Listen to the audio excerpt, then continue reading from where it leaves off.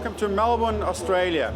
In the state of Victoria, in the southern part of Australia. I've been here for a couple of days now, just getting over the effects of jet lag after that intercontinental flight. I've got to tell you that Melbourne is one beautiful city, absolutely immaculate, and the people here are ever so friendly. We're here for the Suzuki GSXR 1000 K7 launch. Now K7 means 07 model, and we're here for the worldwide launch of this brand new Suzuki. It's going to be tomorrow morning at Phillip Island, where we get our chance to ride the motorcycle for the first time, and I can't wait.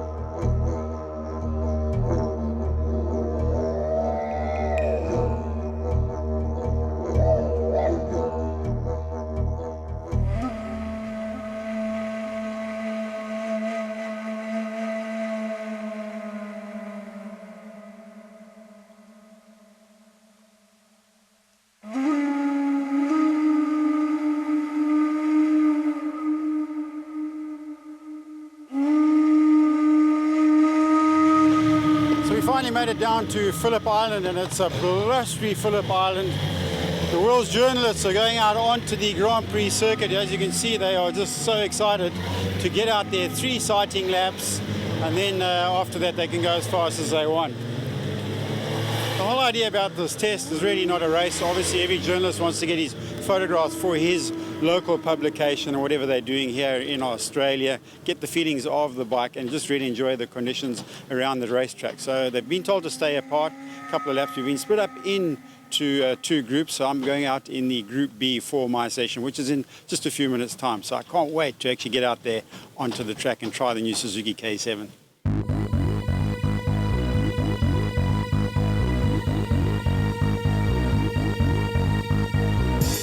Time to don helmet and leathers. Join the queue of international journalists going out in this group, including Robbie Portman from South Africa. So a couple of friendly faces out on the track. Kevin Schwantz is here today as well. Daunting circuit indeed. And as I mentioned earlier, the wind is blustering at Phillip Island. There's also seagulls dashing about the place. So you've got to keep dodging behind the windscreen and look out for those seagulls. You don't want to hit a seagull at 300 k's per hour. But Phillip Island itself, immaculately prepared, one of the best racetracks in the world. Straight away I can feel a difference on the 07 model to the 06 model that we rode last year. This bike is longer. You'd think that it would turn a lot slower with a 10mm increase in wheelbase length. But because they put more weight onto the front wheel, this machine actually turns quicker than it did last year, and that's what you need here at Phillip Island, a bike that turns really well. You want that front wheel planted on the ground, especially this section of the circuit where we go onto the main straight. Through the gearbox we go. A bit of a headwind. It'll be interesting to see what sort of top speed that this bike will indicate. 4th and into 5th gear, there we go at the 13,000 RPM mark. Keep your eye peeled on the speedometer on the right hand side, digital readout. Just on 299 before we clamp the brakes on at the end of the straight for that daunting turn 1. And all too soon our session comes to an end. But what it does do, it gives me time to sit and think about the improvements that Suzuki have made to this motorcycle.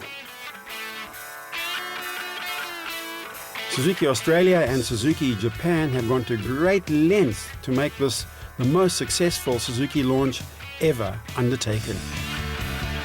Each journalist has his own pit crew, his own technician looking after the machine.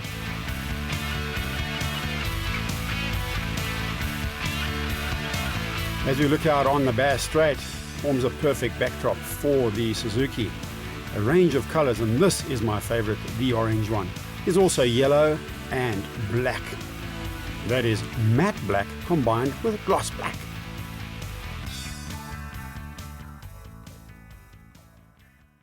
Technical innovations abound. That little switch on the handlebar enables you to choose what sort of power band you want.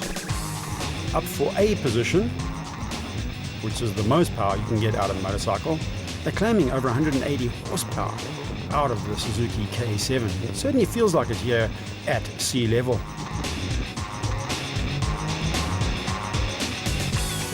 In doing this session, I'm going to concentrate on changing the power band selections on the handlebar setting there with A, B and C switches. I've got Robbie Portman on my tail, so I really want to stay in that A position for as long as possible as we hurtle down that straight. Over Lukey Heights, down into MG curve. It's a second gear corner. Now I've selected the B mode, slightly less power but smoother and easier to ride. Ooh, still lighting up the back tyre though as we come onto the straightaway. I think Robbie Portman's playing with me. Just nips up the inside, cheeky little devil. And I think he could upset a few riders this year in the South African National Superbike Championship. Oh, but he's outbraked himself there as we go into Honda curve. He rings off the track. Good riddance, I say. Oh no, he's back on my tail again. In the meantime, I've selected the C mode setting on the handlebar switch, which makes this bike run more like a 600 than a 1000. Still hangs the tail out as we come out of the legendary Siberia corner. So A, B and C settings, technically innovative I think from Suzuki.